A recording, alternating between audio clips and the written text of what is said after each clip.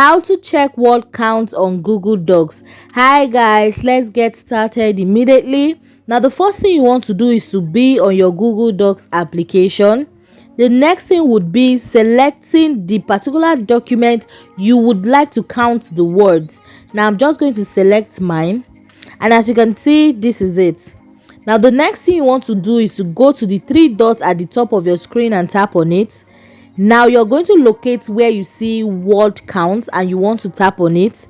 Now you would notice that over here it has given you how many words are in this document. It also gave you the characters, how many characters are in this document. And guys, this is exactly how to check word count on Google Docs. Now if you found this video helpful, you want to click on the subscribe button to subscribe to this YouTube channel for more useful tutorials like this.